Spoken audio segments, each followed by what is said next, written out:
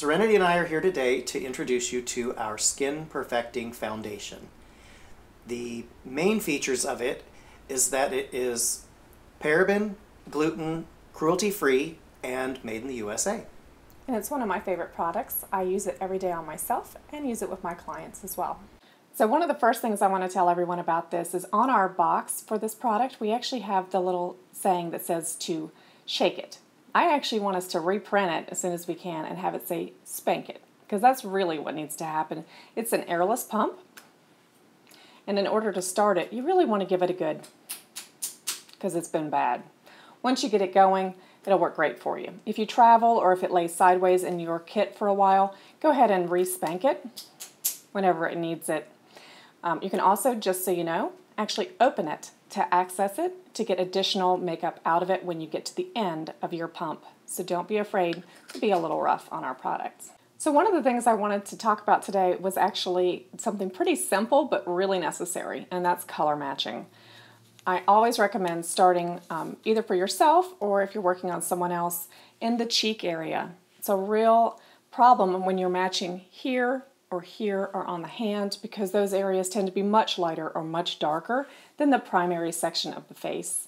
And I absolutely say you have to have 2 colors, really more ideally 3, that you think look approximately, and they usually are a run of colors. For me, it's 1 through 3 on our foundations.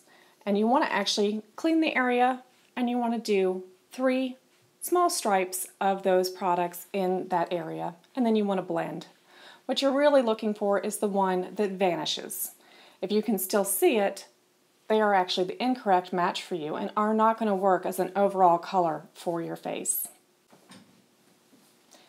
So our Skin Perfecting Foundation is actually a medium buildable natural finish foundation, which means it's actually going to just look like skin on you. It's not going to be overly dry or overly oily looking, which looks great in everyday use and also in front of cameras. It's also very sweat resistant and very budge proof, but will come off with your regular face wash. We actually recently had a really nice note from a dog walker up in New York who purchased our foundation, and she said it actually lasted through all her shifts as a dog walker. That's a huge compliment, because I know that is hot work and hard work. So we were loving that she told us about that. I also want you guys to know that it's an extremely buildable foundation. So you can actually use just a little, and then whenever you need a little bit more coverage, almost as a concealer, you can use it there as well. So it can become a full finish depending on how you like to apply it.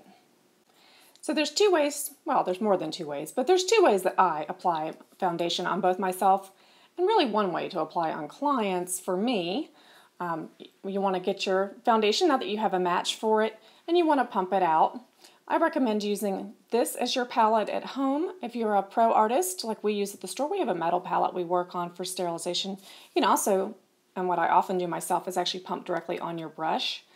Then once you have your product, you can do either fingertip application on yourself or brush application. The big difference, of course, fingertip application is fine. It's going to give you a fuller finish, and you definitely want to blend very well with your fingertips. You don't want to leave any raised areas. You can also do a little concealing work. I recommend using these sort of not so strong fingers on your hands when you're doing that. So with brushes, of course, it's nice because you can really do a lot more detail work, and you can get a lighter finish with it, a medium to lighter finish. You can also control a little bit more how much product you're putting on that way. Again, it's nice to have it on the palette here so that you can then go back in and build as you go. The big thing is you don't want to get a lot of the product out from this, because you really don't want to put it back in if you've gotten too much out. So just get a little out, work, a little out, work. Either way, you'll find that you can get the right amount, and after a little while you'll know how much you need each time you use it. So have I forgotten anything? I hope not. But if we have, or if you have any questions for us, please leave them in the comments section below. And if you do, please like us. And if you haven't already, please subscribe.